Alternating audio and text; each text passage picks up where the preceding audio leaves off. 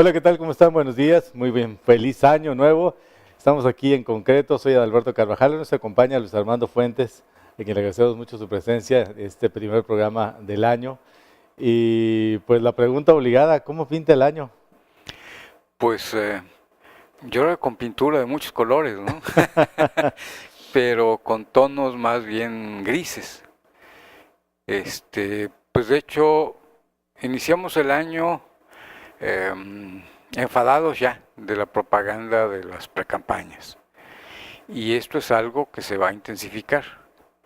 Iniciamos el año con esta guerra de lodo que cada vez va siendo más fuerte entre los propios precandidatos y es algo que promete ir a más. Iniciamos el año con condiciones meteorológicas adversas, sobre todo pues en el noreste seguramente es donde más Un frente frío fuertes muy están, agresivo, sí, ¿no? y promete más. Con todos estos castigos que tuvimos el año pasado, además, esto se agrava, ¿no? La Ciudad de México, Puebla, etcétera, pues están muy fríos y hay mucha gente viviendo en la calle, viviendo en tiendas de campaña, en fin, y eso pues tampoco resulta muy agradable. En Colima, bueno, pues iniciamos el año con muchos muertitos, lo cual cada vez es más extraño, pero ya desbancados por Nayarit del primer lugar en tasa de homicidios, ¿no? Lo cual, bueno, no nos alegra a los colimenses, pero peor para otras regiones, pues como en este Que caso ahí, ¿cómo estarán? Nayarit. ¿Cómo habrá de muertes en Nayarit? Porque aquí siguen habiendo más o menos en promedio los mismos muertos y Claro, ya pasamos al segundo lugar. hubo un día la semana pasada, no recuerdo cuál fue, de haber sido como el martes, que fueron 7 muertos en Tecomán, ¿no? Así que bueno, no es para sentirnos orgullosos. Y bueno, empezamos el año con aumentos de precios importantes. La tortilla, por ejemplo, que ahora dice el secretario de Economía que atenta contra la ley de competencia económica, etcétera. Eh, Aumentos de gasolina, de gas. Y bueno, más de alguno que justifica los aumentos a sus artículos precisamente por el aumento de combustibles, ¿no? Que si en Colima no se han reflejado, etcétera, bueno, lo que pasa es que traen un desorden ahí que nadie logra entender y unos se justifican, otros no.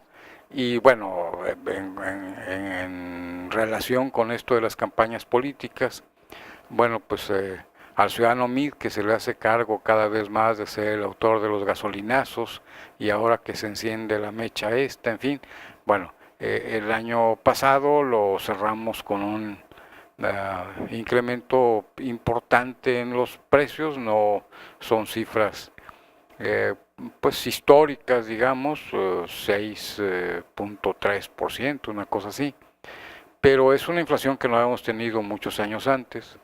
Y claro, Porque pues oficialmente va a venir siendo como del 4%, alrededor del cuatro sí, por sí, ciento. sí, Y ahora sí, nos disparamos al 6, al 6, algo más algo del más del 6, ¿no? 6. Quizá más cerca del 6,5 que del 6.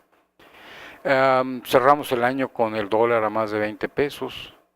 Las Bueno, y además nos fuimos especulaciones al ahí seis por están. ciento sin que hubieran aflojado ninguna de las llaves, ¿no? O sea, No, porque manteniendo los mismos precisamente controles en el mes durísimos de, antiinflacionarios y de todas sí, maneras nos fuimos en al el mes 6. de noviembre, que se autorizó el nuevo salario mínimo a partir del 1 de diciembre, había la queja de Juan Carlos Castañón, presidente de la Coparmex, en el sentido de que los patrones querían pagar más. O sea, al parecer ya hicieron conciencia los patrones del deterioro importante del mercado interno a causa de los salarios tan bajos, ¿va? Que bueno, es un tema ya muy viejo y del que yo creo que debían haberse dado cuenta mucho antes, ¿no? Para que la economía crezca, pues es necesario que los mexicanos tengamos que gastar. Ujú. Y no gastamos porque pues, no tenemos que gastar, porque los salarios son muy bajos, porque de cualquier forma el salario mínimo tiende a ser un poco la base para calcular otros salarios, ¿no? Entonces, bueno, en Pero concreto, cambiaron ese índice, ¿no? Inventaron esas unidades Sí, para calificar bueno, pero para cotizar calificar, esos servicios y de todas maneras no liberaron el salario. claro, claro, pero de cualquier forma, el salario mínimo pues sigue siendo um, una Referencia. referencia, Sí. porque alguien, por ejemplo, te habla de que gana 2 salarios mínimos o que a alguien le pagan 8 salarios mínimos o lo que sea, ¿no? Pero eh, en este proceso, creo que es lo interesante, Juan Carlos Castañón decía, bueno, es que nosotros queremos pagar más, pero aquí ganó el criterio, se impuso el criterio de Carstens, todavía entonces gobernador del Banco de México, que aconsejaba que no subiera más de este nivel de 90 pesos, una cosa así, poco más, centavos más, porque entonces se produciría inflación. Y él decía, bueno, inflación se produce con los aumentos a los precios de los combustibles, etcétera, y este salario pues, no es suficiente para que alguien viva con un mínimo de dignidad, etcétera. Bueno, todo eso es cierto. Lo interesante es que el gobierno, que debe defender el ingreso de los trabajadores, pugna porque el salario no crezca demasiado, y los que pagan, como el propio Castañón decía, nosotros somos los que pagamos los salarios, pues quieren pagar más, ¿no? Y recomendaba que, bueno, se pagara más del salario mínimo. Si esto sucede, bueno, entonces ¿para qué queremos ya esta referencia de salarios mínimos? ¿Y para qué el gobierno va a regular los salarios mínimos si los patrones unilateralmente decidieran pagar más que ese salario mínimo? Claro, pueden hacerlo, el mínimo pues es el mínimo, no pueden pagar menos, aunque lo pagan más de alguno, ¿va?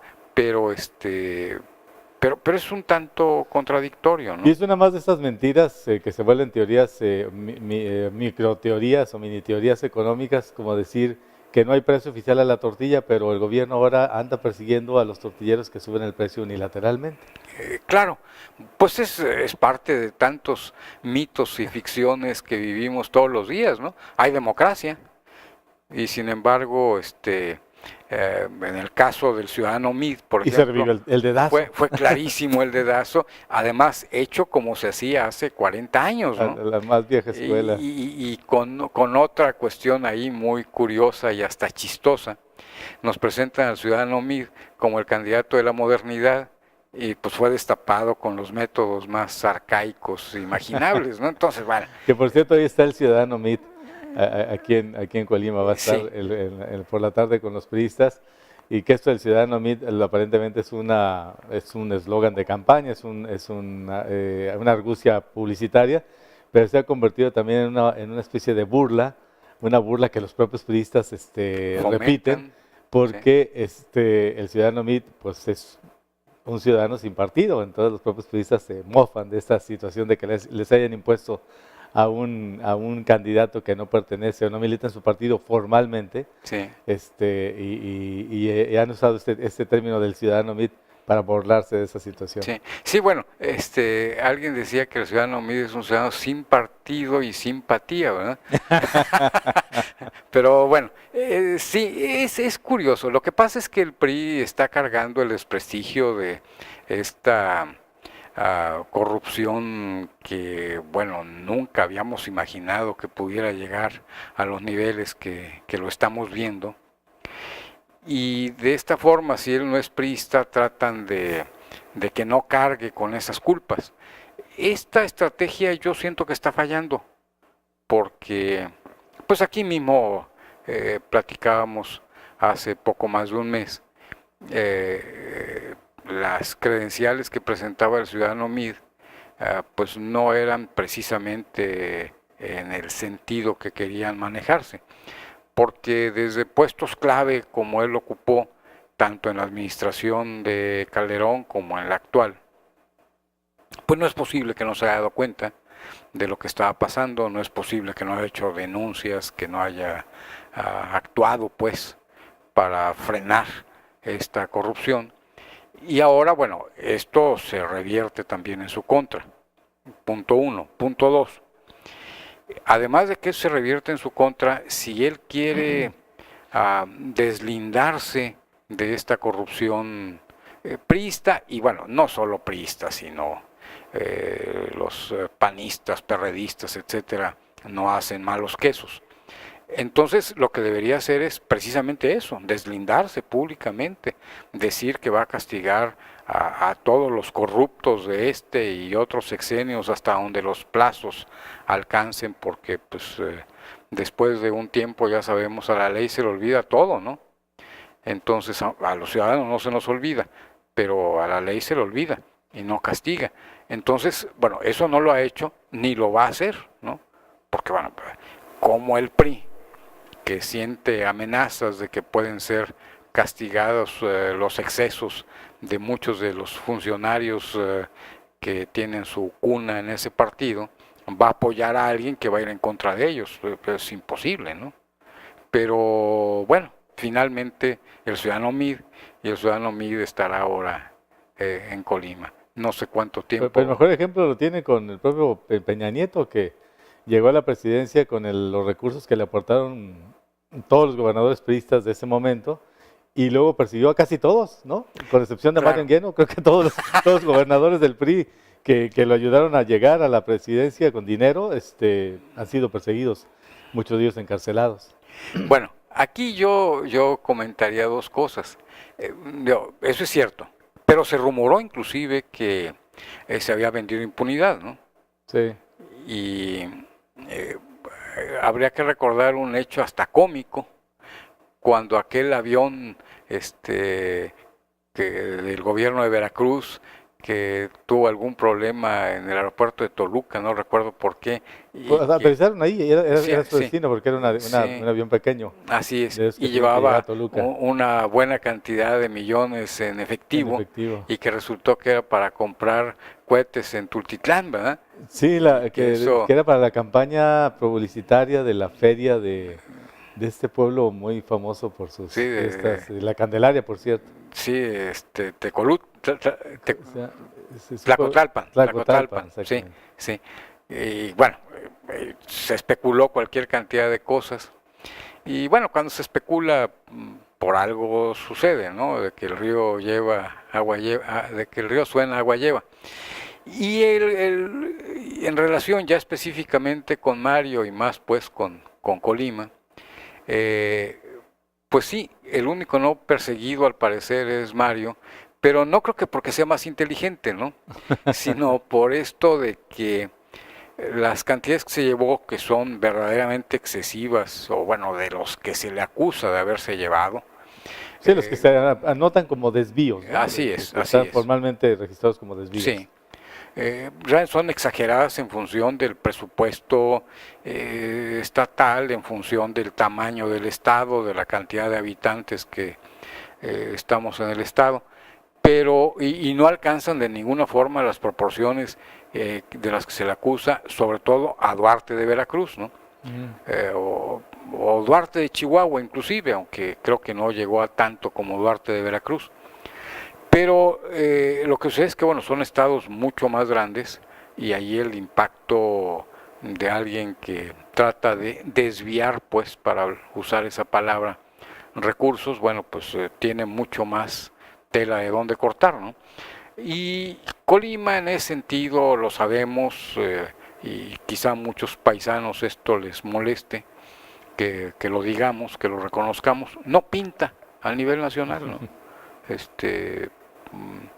Inclusive ahora que tenemos tantos homicidios, pues la tasa es altísima, y durante muchos meses fue la más alta del país, pero no hablábamos de 30 muertos, de 50 muertos, como en un momento dado se llegó a hablar de estos en otras entidades, ¿no? Tamaulipas, Chihuahua, en fin, porque bueno, son entidades mucho más grandes, y esto a veces permite que se escuden ahí algunas tropelías, como en este caso, ¿no? Aquí nomás llegan a matar 7 diarios. Sí. Sí, bueno, 7 en Tecomán, no me acuerdo cuántos fueron en el estado, a lo mejor 10, pero... Una semana me acuerdo que hubo como 2 en todo el estado. Sí, pero en muchas entidades nos hemos enterado de algunas matanzas de estas mayores, pero aquí pues impacta mucho, somos muy poquitos, ¿no? O bueno, como se acostumbra a decir en Colima, semos muy poquitos, ¿no? Entonces, pues sí, regresando al origen del tema, ¿qué nos espera para el 2018? Pues quién sabe, ¿no? Quién sabe. Hay una cuestión ahí que puede ser quizá más bien anecdótica, pero habría que recordar que después de la revolución y tal, han pasado muchas cosas, ¿no? Específicamente en 38, pues la expropiación petrolera, ¿no? En 68, hace 50 años, el movimiento estudiantil que realmente, bueno, se le ha calificado mejor como la crisis de conciencia, y en 88 fue cuando se dice que ganó Cárdenas con su muy bien llamado la caída del sistema, ¿no? Muy bien llamado la caída del sistema. Y la llegada un poco forzada de Salinas, que realmente, bueno, no llegó legitimado, y bueno, esto causó que también su sexenio iniciara con algunos campanazos ahí que eran como golpes sobre la mesa para mostrar autoridad, empezando por la quina, ¿no? Y siguiendo ahí con Jesús Barrios, el Magisterio, los petroleros, sí. Siguió lo mismo, ¿no? Quitaron las cabezas, pero le nació otra al monstruo, ¿no? Quitaron a Juan llegó el Bester, quitaron a la quina, llegó este señor que está ahora. Sí, porque era la idea de que algo cambiara para que todo siguiera igual, ¿no? Y en eso era maquillaje. Vamos a hacer una pausa en esta conversación con Luis Armando Fuentes, economista, erudito, y un agudo observador de la problemática nacional y estatal. Después de esta pausa regresamos a En Concreto.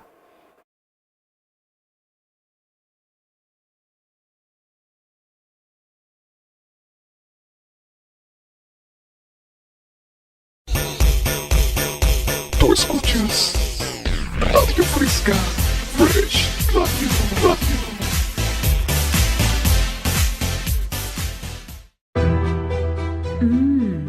Comales de carne asada, chorizo, champiñones, pollo y tatemado en el fogón de Comala Campestre. Desayuna o almuerza con nosotros de 8 de la mañana a 1 de la tarde. Huevos al gusto, chilaquiles verdes y colimotes. El fogón de Comala Campestre. Kilómetro 3,5, carretera Comala-Suchitlán, pasando el nuevo libramiento Nogueras. Chicharrón en salsa verde y roja, quesadillas y sopes, flautas, enfrijoladas, enchiladas suizas y más.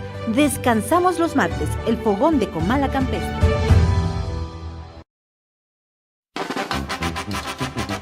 Consienta a su mascota. La atención que su mascota se merece la encuentra en Veterinaria y Alimentos Morelos. Atención al 312-31-24207. Veterinaria y Alimentos Morelos. En Morelos 96, en el centro.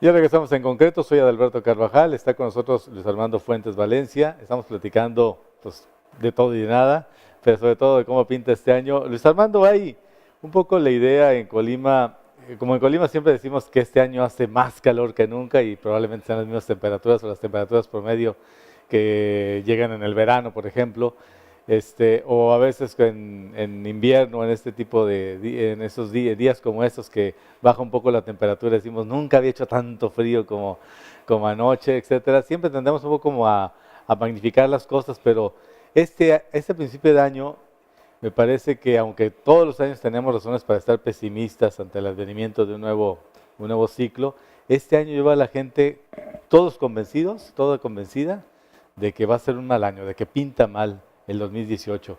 Curiosamente, la expectativa electoral o el proceso electoral no genera una expectativa positiva, sino al contrario, la gente está preocupada de lo que pueda pasar en términos económicos, ya no se diga políticos, e incluso de seguridad, de alteración de la paz social por el proceso electoral. Hay quienes sospechan o hay quienes temen un levantamiento por inconformidad con los resultados electorales si no le favorecen, por ejemplo, a López Obrador, pero hay otros que tememos una represión brutal de la protesta ciudadana si el resultado es un poco inverosímil, es decir, si nos dicen que el candidato oficial ganó por medio punto porcentual, ese tipo de cosas que luego acostumbran decir en el 2006 y otros años, o como el 88, por ejemplo. Hay como que cierta preocupación, vemos como un panorama, vemos nubarrones, nubes muy negras en el horizonte. Hay razones, sobre todo en la cuestión económica, hay razones para pensar que este va a ser un año más difícil que los que han sido los últimos años que nos ha tocado vivir. Bueno, mira, yo creo que sí hay muchas razones que no necesariamente se agudizan en el 2018. Son muchos años en que la distribución de la riqueza se agudiza. O sea, dicho en términos técnicos, y no quisiera detenerme demasiado en este tipo de cuestiones, no en los hechos, sino en hablar de cuestiones técnicas o lenguaje técnico, el coeficiente de Gini va siendo más cercano al 1 que al 0. Es decir, hay más pobres. Hay más pobres, dicho de otra Claro. forma. Sí, cuando el coeficiente es 0 se dice, espero que esto se pueda entender por todos, es cuando la distribución, la riqueza está perfectamente distribuida, el ingreso está perfectamente distribuido.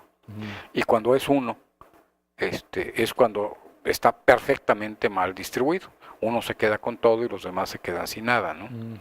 Oficialmente el coeficiente de Gini en México es como 0.45, 0.47 por ahí.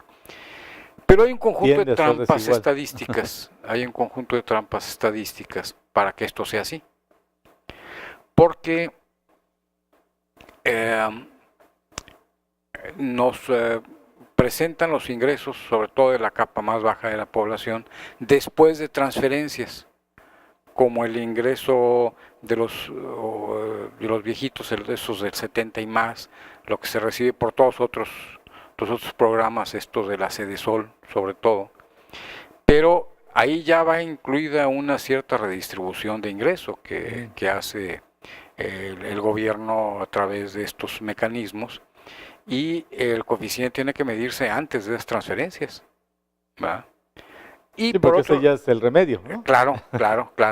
Y por otro lado también hay una parte del ingreso. Yo digo, tú ya no estás enfermo porque ya te di la medicina y ya te curas. Hay una parte del ingreso que no puede asignarse específicamente a alguien porque proviene, por ejemplo, de ganancias de capital por acciones al portador, que hay muchas. Entonces, habría muchas formas de calcularlo y muchos supuestos que hacer, que no dejan de ser un tanto heroicos, si se quiere, ¿va? Pero y que tienen como propósito disfrazar la pobreza en México. Claro. Ocultarla. Pero bueno, todos sabemos que esos ingresos de capital no los recibe el común de las personas, mucho menos la mitad o los 2/3 o los 3/4 más pobres.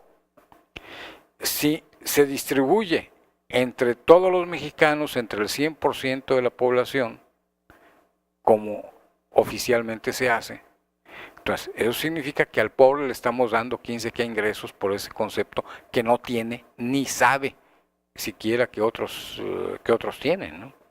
Y al rico le estamos quitando muchos ingresos. ¿Quiénes son los que tienen acciones y tienen acciones al portador? Pues 300 familias, ¿no? Bueno, 1000 familias, vamos a decir, pues, para no ser tan dramáticos.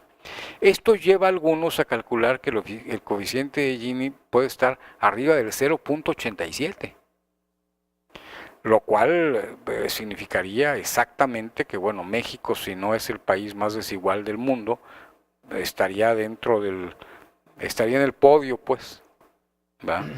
Entonces, esto, dicho de otro modo, es una verdadera exageración, es escandalosa la mala distribución del ingreso y muy poco eficiente los mecanismos de redistribución del ingreso que tiene el gobierno. ¿Por qué? Porque estos actúan más bien, en muchos casos, profundizando brechas. Si alguien trabaja y gana 4,000 pesos, es un contribuyente cautivo, tiene que pagar por esos 4,000 pesos lo que corresponda, ¿verdad? Pero si alguien tiene ingresos al portador, o bueno, acciones al portador y bueno, recibe una cierta cantidad de ingresos,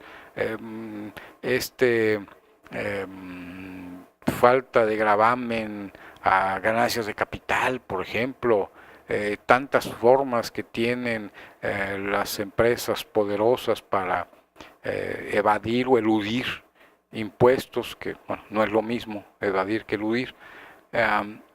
Todos estos mecanismos que ya sabemos que se usan para lograr algunas devoluciones o algunos castigos en los impuestos que se pagan a través de mecanismos engañosos como los teletones y todos estos redondeos que se hacen en los Oxxos y en las Sorianas y en todas las tiendas que nos imaginamos, y tantas otras trampas que se han inventado y se siguen inventando para escamotear ingresos.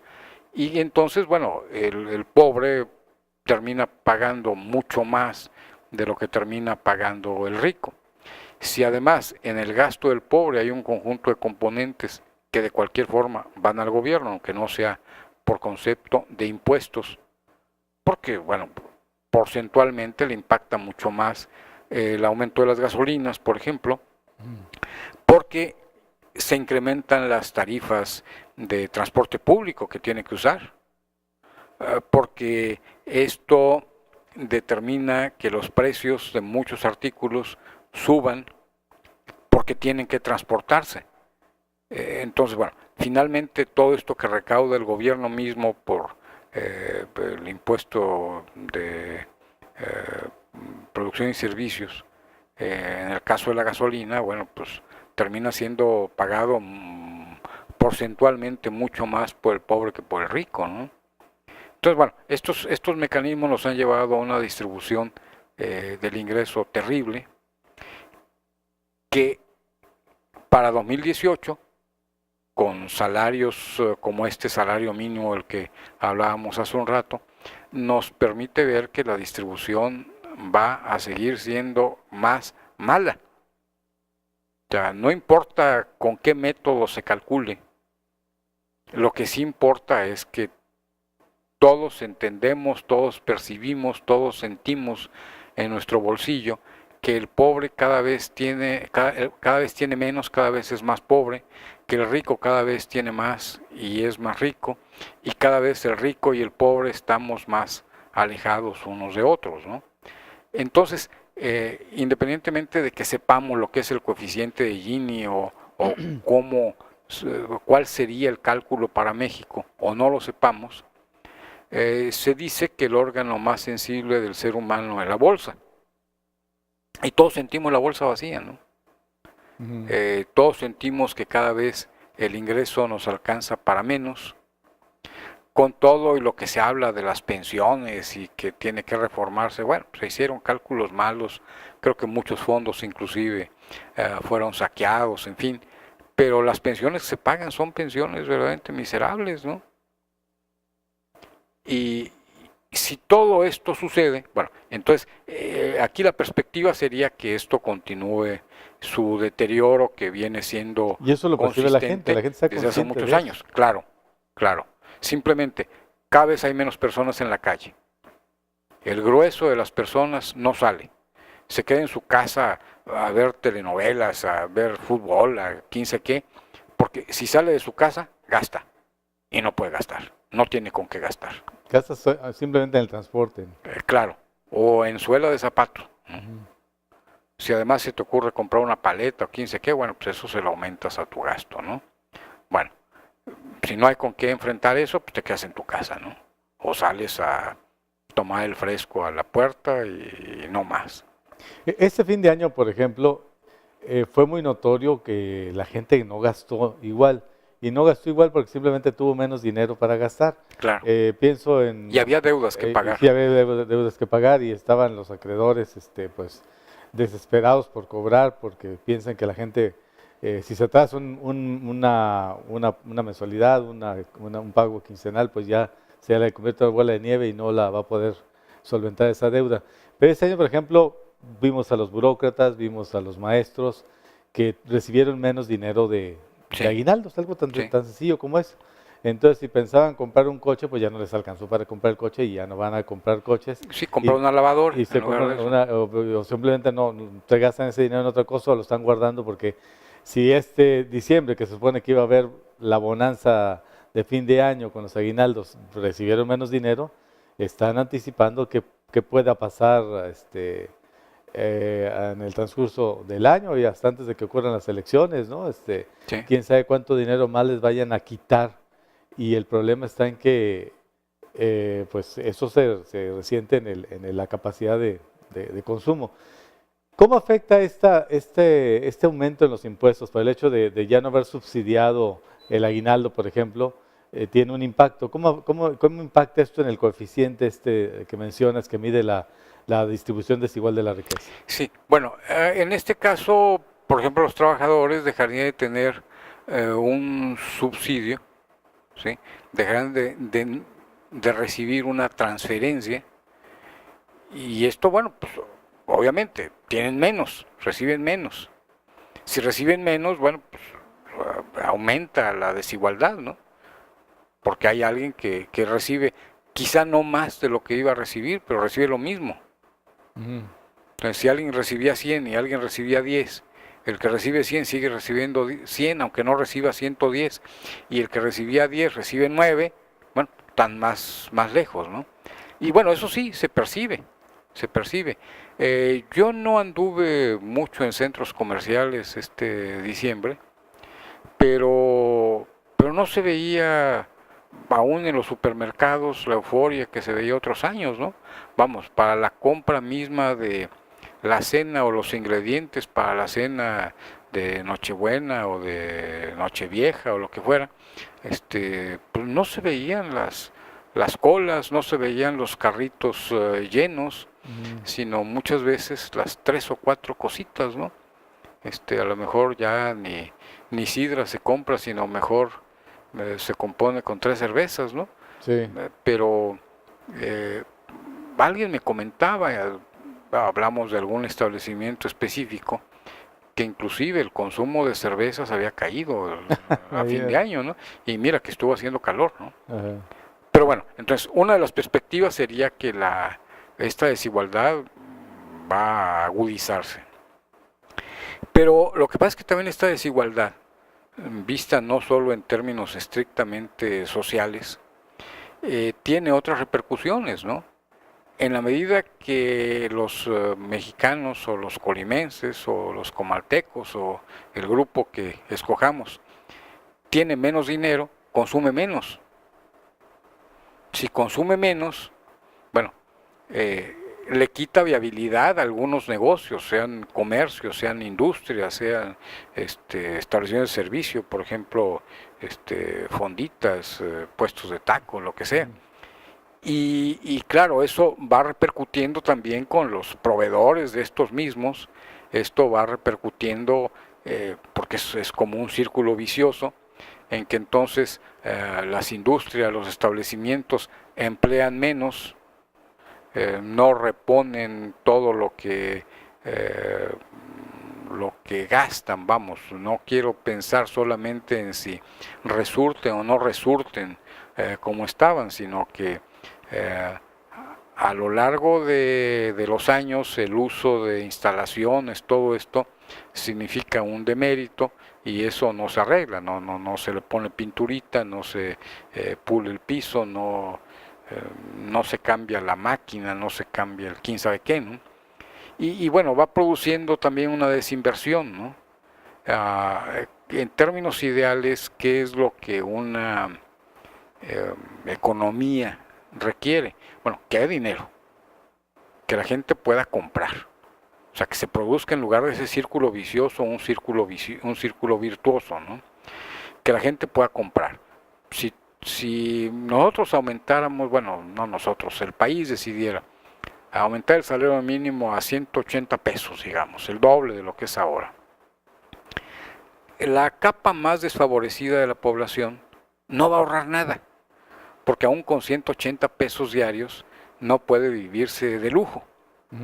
Va a la tienda y va a comprar. Todo lo que gane lo va a gastar. Sí, y va a comprar no necesariamente el doble de lo que está comprando en términos ya de cómo se compone su canasta de consumo, ¿no?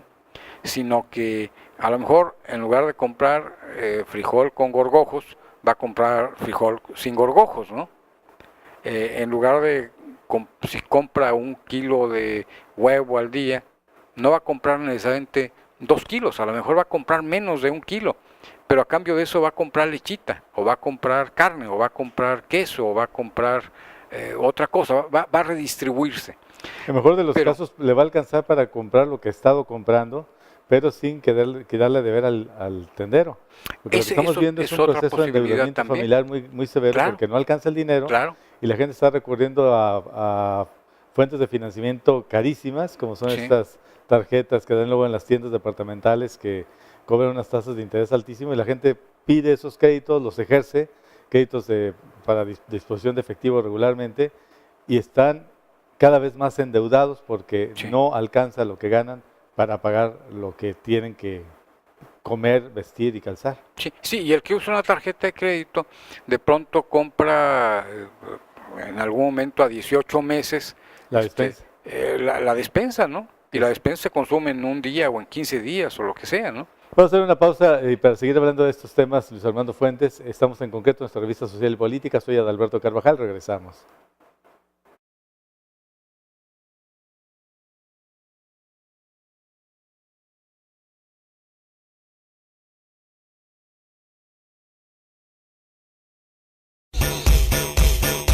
Tú escuchas Radio Fresca, Fresh Radio.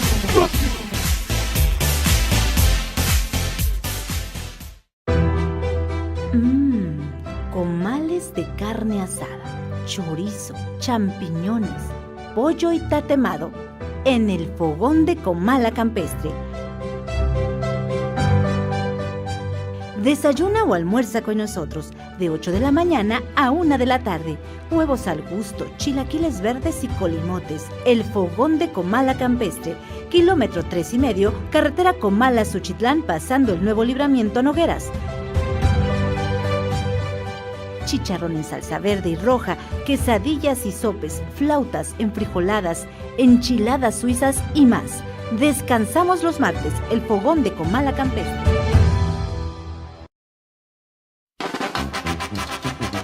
Consienta a su mascota.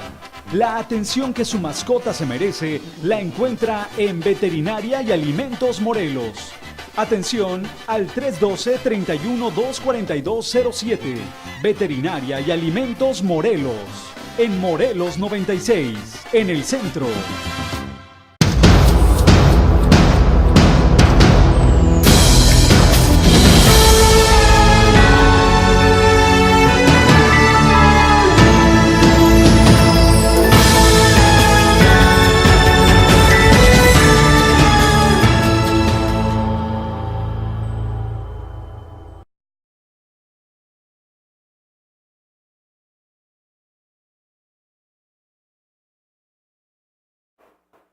Ya regresamos en concreto a nuestra revista Social y Política. Soy Adalberto Carvajal. Estamos platicando con Luis Armando Fuentes Valencia sobre cómo nos pinta el año y pues la conclusión es que nos pinta mal porque esta desigualdad en los ingresos, esta distribución tan desigual en los ingresos que tenemos en nuestro país, pues ha llegado a un punto en el que la gente está convencida de que no va a mejorar, que al contrario, parece que se va a agudizar, y ya todos estamos conscientes de ello, estamos un poquito a la defensiva, porque además ya hay síntomas, ya se puede palpar esa situación de crítica, como de crisis económica, y lo curioso es que nos vendieron durante todos estos años una serie de medidas disciplinarias de tipo fiscal para evitar que esto ocurriera. Llegamos al fin del sexenio con todo lo que nos dijeron que no iba a pasar ocurriendo.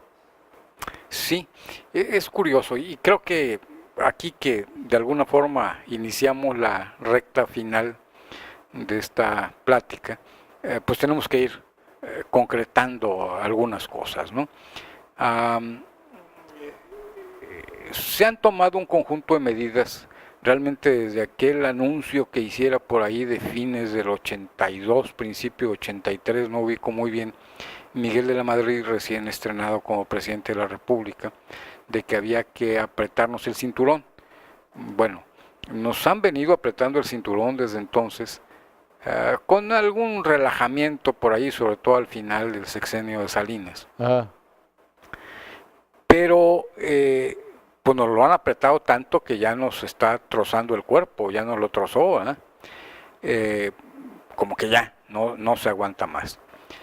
Yo creo que al principio, ya ni quitándonos 2 costillas, ¿no? Sí, cuando surge la crisis aquella de 82, que la mayoría seguramente de los mexicanos no la vivió, no había nacido todavía, pues todos teníamos un guardadito, ¿no? Algún dinerito ahí en una cuenta, la despensa, bueno, con suficientes duraznos en almíbar y sardinas enlatadas, pero conforme va avanzando la crisis, bueno, hay que empezar a reponer ropa que ya no se compraba, hay que empezar a reponer zapatos que ya no se compraban, hay que reponer la tele, hay que arreglar la licuadora, hay que cambiar el apagador, en fin, ya no tenemos en la despensa esas latitas, esos frascos ahí guardados, las cuentas están agotadas, había una capacidad de crédito, se empezó a usar, después ya no podemos con esa... pues no capacidad de crédito, digamos, con esos límites de crédito, porque la capacidad de crédito es realmente lo que puedes pagar, ¿no? Sí. No lo que te prestan. Y entonces, bueno, cada vez se va complicando más el asunto, ¿no? Que es otra de las contradicciones del sistema económico, ¿no? Así es. Que los límites de crédito superen la capacidad de endeudamiento. Claro, claro. No debiera ser. Claro. Entonces, de pronto nos vamos encontrando en situaciones cada vez más desesperantes, ¿no? El padre que tenía los hijos en una escuela cara, pues de pronto los cambia a una media, el que los tenía una media, pues lo lleva a la escuela pública, en fin. Pero hay la hipoteca de la cual se deben 2 años, hay el coche que pues se está perdiendo porque ya no se puede pagar, o el coche que queda parado porque no se puede afinar o ajustar o hacer lo que sea. O sea, nos vamos quemando la grasita que nos quedaba. Eso se percibe también, obviamente, en una desesperación de la gente. Todas estas recetas que nos han dado, todas estas recetas neoliberales que nos han dado, bueno, no nos han servido para crecer. Se presume que es el sexenio del empleo, por ejemplo, y que pudieran crearse en ese sexenio, que todavía está por verse, 4 millones de empleos. Bueno, primero, ¿cuántos de esos 4 millones de empleos serán empleos de calidad? Y evidentemente no son suficientes porque basta ver a nuestro alrededor para ver una cantidad incontable de ninis. Sí, chavos, mira, que ya están entre casi te da, 30 años y que no han tenido un empleo en todo este tiempo. Esto te da que cada año en promedio se generarían 750,000 empleos. ¿Cuántos millones hay de gente buscando empleo? ¿Y cuántos mexicanos se une cada año o se suma cada año a la fuerza de trabajo? O sea, hay más de 150,000 personas al año que requieren trabajo, independientemente de todo ese acumulado que no hemos atendido. Nos parece hasta una burla que nos hablen del sexenio del empleo, que porque se han creado más empleos que en otros sexenios.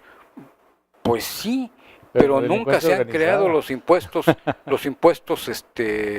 perdón, los puestos de trabajo suficientes. Y entonces el déficit de empleos cada año es mayor que el anterior. Eso, bueno, pues no parece algo alentador. Entonces, ¿qué es lo que empieza ya a pensar la gente crecientemente desde hace algunos años? Bueno, esto que refleja muy bien este anuncio que ahora nos pasa en la televisión de que estaríamos mejor con ya sabes quién. Y la gente se va armando de valor para decir, bueno, pues lo que tenemos que hacer es cambiar todo esto y votar por ya sabemos quién. Y esto genera todas estas inquietudes de las que tú hablabas, en algunos porque puede ganar ya sabemos quién, y en otros porque qué va a suceder si ya sabes quién, si no se le reconoce el triunfo a ya sabemos quién y se hace ganar a otro, tenga o no los votos suficientes. Y claro, empiezan a funcionar las calculadoras de los observadores en cuanto a si se compran tantos votos y si estos votos son pasados por algún programa fantasma como este del que se nos habló en el 2006, que diseñó el cuñado de Calderón, etcétera, etcétera, y otro tipo de cálculos de qué tendría que hacerse para que el ciudadano Mid o el sustituto, niño, Nuño, ñoño, dice algún precandidato, pueda alzarse con un triunfo que no le dieron las urnas. Lo que sí es cierto también y que aumenta esta incertidumbre es que tenemos un instituto nacional ahora electoral completamente inútil, ¿no?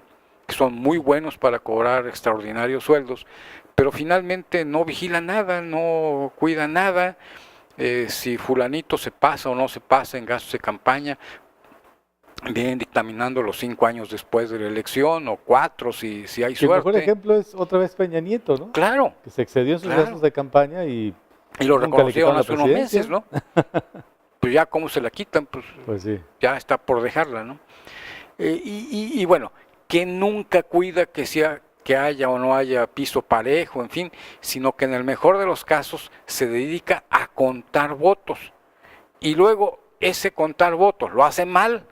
Bueno, pues tenemos un árbitro que de plano desconoce las reglas y que, bueno, la percepción de todos es que actúa con mala fe, actúa para favorecer a algunos, etcétera, porque, bueno, finalmente el instituto completado electoral, por un tribunal electoral que también actúa de manera política. Claro, pero bueno, que no son ya órganos ciudadanos, ¿no? Sino que son parte de esta componenda de los partidos políticos en función de cuotas de poder y tal, todo esto que tanto molesta a la gente, que bueno, es parte de la corrupción, que es parte del yo mantengo esto porque lo tengo que mantener. Todos estos juniors que ocupan ahora puestos importantes porque son hijos o nietos de quién sabe quién, y ese es el único mérito real que tienen, ocupar la gubernatura que hace tantos años ocupó mi padre y hace tantos ocupó mi abuelo, o la secretaría de quién sabe qué, o, que se sienten con derechos de realeza, ¿no? O sea, como en otros tiempos, si mi padre era el conde del kiosco, bueno, pues yo tengo que ser conde del kiosco, el siguiente conde del kiosco, y mi hijo tiene que ser el siguiente conde del kiosco, ¿no? Pues no es así. No es así. Tenemos una democracia con tintes de nobleza, de realeza, de castas, en fin. En muchísimos estados hemos visto ya padres e hijos gobernadores, incluso en Chiapas ha habido abuelo, padre y nieto gobernador. Sí. Y esto, bueno, sería para que nos diera pena, además, ¿no? Sería para que nos diera pena. Sí. Y lo festejamos, ¿no? Ay, fulanito, sí, que es nieto de tal, hijo de cual, ya, en otros casos inclusive sobrino de no sé quién. Bueno, pues no, es que esto nos muestra que son los mismos, y al pueblo, bueno, lo que le muestra es ya me harté, ¿no?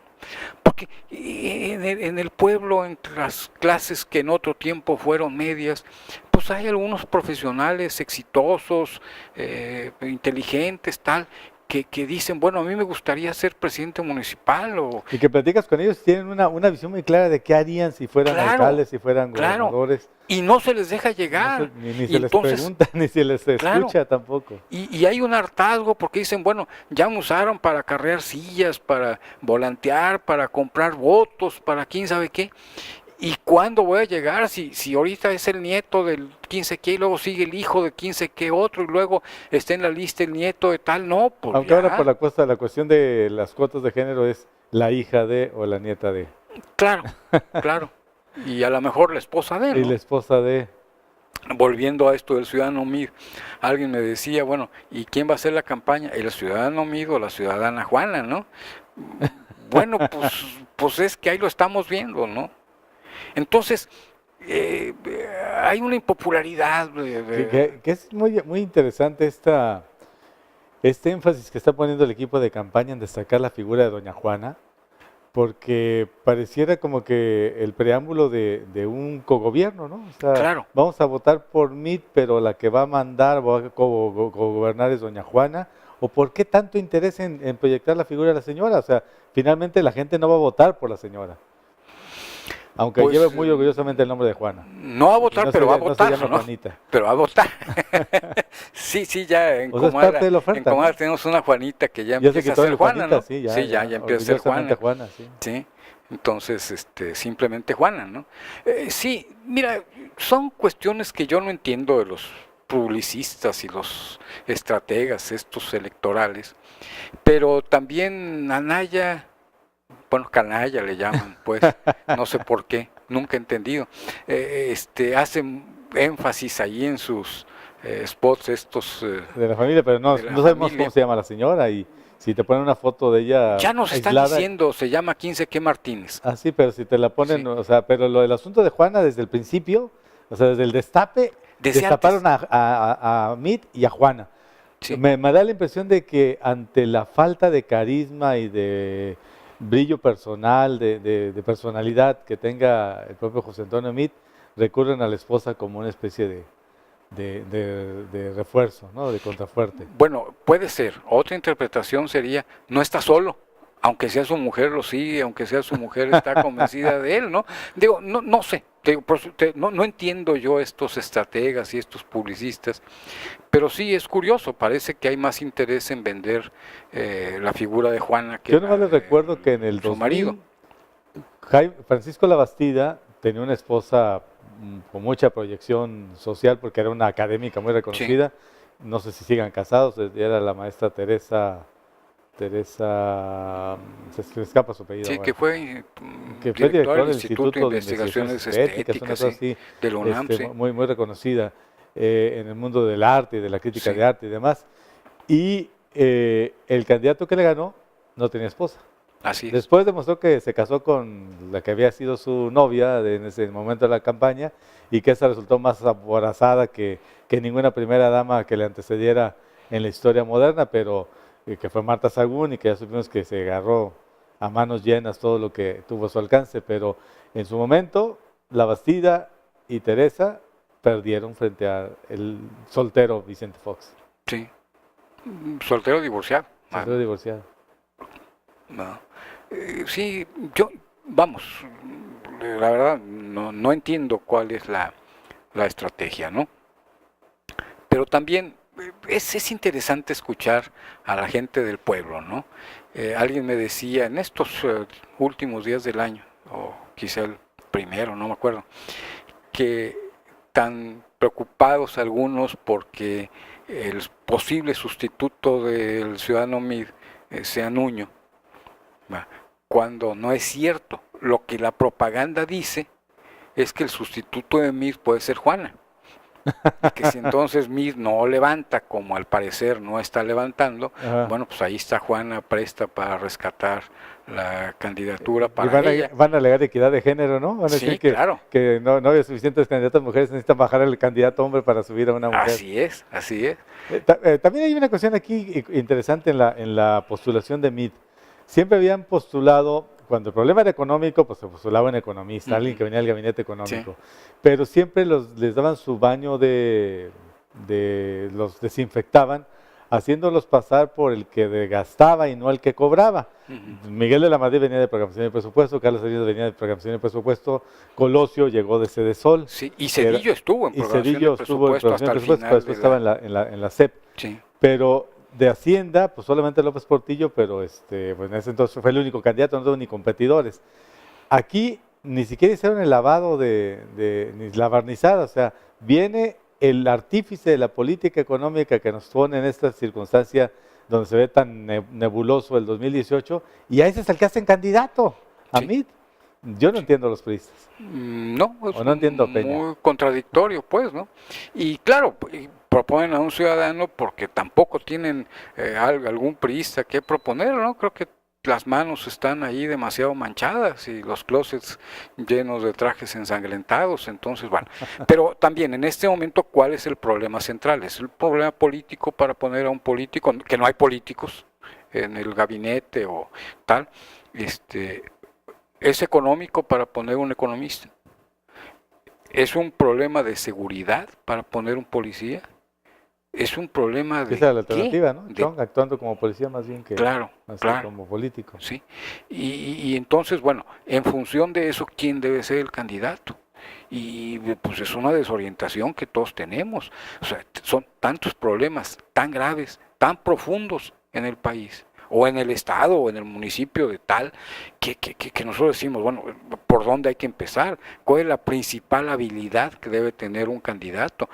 ¿Cuál es la principal habilidad que el pueblo o las expectativas centrales que el pueblo tendría de un candidato, de un gobernante, lo que sea? Porque todo se nos ha complicado. Ahora, ¿se nos ha complicado o lo hemos complicado? Lo que yo pienso que sí es un hecho, bueno, es esta política neoliberal no nos ha conducido a nada, más que fracasos, más que sinsabores, más que dolores. Entonces, ¿qué es lo que percibe la gente de todo esto? Bueno, es que hay que cambiar. Efectivamente, empezó diciéndose de broma esto del PRIAN y tal, ahora bueno, se unen otros partidos a esa unión. En otro momento le dijimos Pacto por México, ¿verdad? Pero ya la gente se hartó, ya la gente está desesperada, la gente busca otras salidas. Y hay una convicción en muchos porque ese cambio se dé. Y en ese muchos que además va creciendo, ¿no? Gente que era imposible que pensaras porque eran los priistas de hueso colorado, tal, otro dice, no. Los empresarios más. Sí, más aguerridos, secados, ¿no? Más de algún parte del clero, en fin, pues sí, ya están pensando diferente, ¿no? Entonces, bueno, ¿qué sucede, no? ¿Dónde ubicamos nuestro principal problema para ubicar ahí nuestra principal solución o el énfasis que debe tener el siguiente gobernante o tal?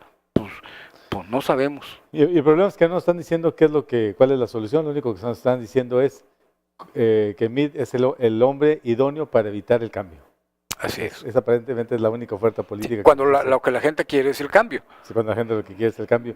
Y incluso Anaya, su oferta también es, yo sí puedo impedir el cambio, Meade no, yo sí. A eso se resume la disyuntiva política en el 2018, en que si debe haber un cambio en este modelo que hemos seguido ya por 20 y tantos años, o podemos todavía darle 6 años más a ver si nos sacan del pozo, cuando en ningún país donde se aplicó el modelo neoliberal duró tanto sin que se vieran resultados. El mejor ejemplo es Chile, que lo impusieron a sangre y fuego, y sin embargo, pues al final de cuentas se vio un resultado. Sirvió para algo la política neoliberal, cometiendo crímenes de lesa humanidad. En México se han cometido los mismos crímenes y no hemos llegado a nada. Y ya rebasamos el plazo, la curva de tolerancia, digamos, para un régimen tan duro, tan desigual como es los que genera el neoliberalismo, y ya lo rebasamos en México.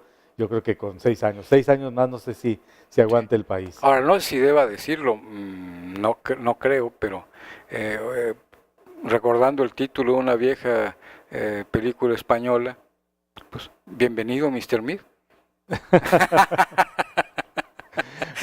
Con esa frase nos despedimos, evocando bienvenido Mr. Marshall, ¿no? Marshall, Sí. el general que iba a repartir el dinero entre las democracias Sí. que habían rescatado a los gringos, y no llegó el dinero a España porque España había sido aparentemente neutral, pero en realidad habían estado del lado de los alemanes y de los italianos, y no llegó el dinero a España, así Sí. que aquí probablemente sea lo mismo. Nos estamos haciendo ilusión de que Meade va a traer algo y en realidad va a ser como Mr. Marshall, que no llegue con las manos vacías. Sí, que mucho se ha Que especulado muchos eso. se han especulado con eso. Con esta reflexión nos despedimos. Muchas gracias, Luis Armando Fuentes. Soy Adalberto Carvajal. Nos vemos aquí el próximo martes. Ya arrancamos en concreto este 2018.